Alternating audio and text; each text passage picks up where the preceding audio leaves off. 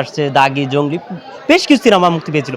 কোন সিনেমাটা আপনার দেখা হয়েছিল? কোন নায়ক পছন্দের নায়কের সিনেমাটা দেখা হয়েছিল?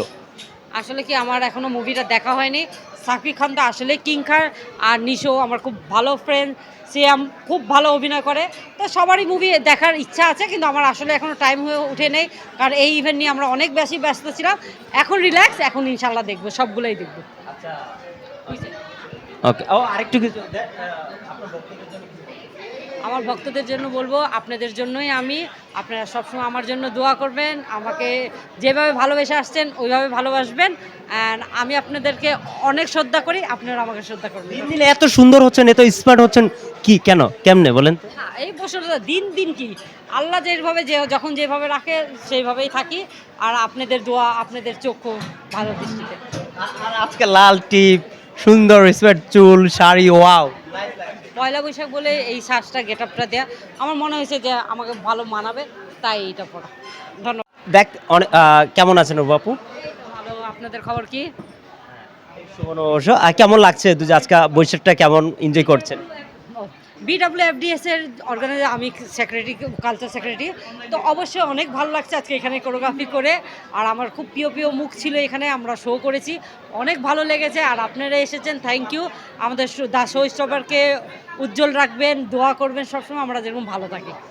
এই যে সবার সাথে দেখা হচ্ছে, এই যে একটা বৈশাখী সবার সাথে এনজয় করছেন, দেখা হচ্ছে, কেমন লাগছে এনজয়টা তুই যে আপনার কাছ থেকে জানি? আমি সবসময় এনজয় করি, কারণ হচ্ছে আমি আমার মডেলসদের সাথে, ফ্যামিলি ফ্রেন্ডদের সাথে সবসময় দেখা করি। আর এরকম ফেয়ার নিজে আয়োজন করে নিজে শো করানো আসলে অনেক আনন্দের। আর আল্লাহর রহমতে আমার মনে হয় খুব সাকসেস একটা ফেয়ার হয়েছে আজকে। আপনারা দোয়া করবেন যেরকম আমরা নেক্সটটাও করতে পারি। আরেকটা জিনিস জানি যে এই যে গ্রামের যে ঐতিহ্যগুলো এখন দেখতে পাই না বেশি, যে মাথায় গামছা, পান্তা ভাত, এখন দেখি না, হারাই যাচ্ছে এই ঐতিহ্যটা আমাদের। না, পান্তা ভাত তো হারায়নি, এটা মিথ্যা কথা হবে। পান্তা ভাত থাকবে। আমরা যেরকম কালকেও সোনারগাঁতে গিয়েছি, সেখানে 5 স্টার হোটেলেও পান্তা ভাত খেয়েছি। আজকে আমাদের এখানে ফেয়ারেও পান্তা ভাতের স্টল ছিল।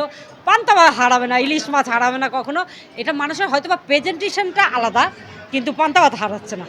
আমরা গ্রামে দেখি যে যারা নানি খালা যারা আছে, উনিরা বহুত প্রকার শাক যে তৈরি করে, শাক থেকে শুরু করে মাছ, মানে মাছ তো থাকেই না, ওরা গ্রামে ইলিশ মাছ কোথায় পাবে, অনেক প্রকার আইটেম থাকে, শাকের থেকে শুরু করে কি জঙ্গল টঙ্গল থেকে কি নিয়ে আসে, মানে এইগুলো তুই যে আপনার কাছ থেকে জানি। গ্রামে কিন্তু সব বৈশাখী পালন করেছেন?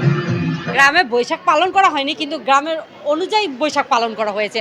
কারণ হচ্ছে আমরা সব কালচারে নিয়েই কাজ করতেছি, তাহলে আমরা গ্রাম থেকে আলাদা না। আর গ্রাম বলতে কি, অনেক গ্রাম তো না, মানে আছে, সবগুলো আমরা কালচার মেনটেন করি। যেরকম বান্দরবনের কালচার আমরা কখনো খাই না, কিন্তু এখানে এখন অনেক রেস্টুরেন্ট আছে যেখানে আমরা বান্দরবন গিয়ে খেতে পারি না, তো এখানে খাচ্ছি। তো এরকম কোনো কিছু আলাদা আমার মনে হয় না, সব কিছু হাতের নাগারে। কই কই যাওয়া হয়েছিল তুই যে আপনার কাছে প্রশ্ন করি আর? আমি মোটামুটি সব জায়গায় কাজের প্রেক্ষিতে ঘুরেছি। হ্যাঁ, ওকে। আহ, আমি একটু বাইরের প্রশ্ন যেতে চাই। বাইরের প্রশ্ন হলো কোন কোন ঈদে তো বেশ কিছু সিনেমা মুক্তি পেয়েছিল, কোন সিনেমাটা দেখেছিলেন তুই যে আপনাকে বরবাদ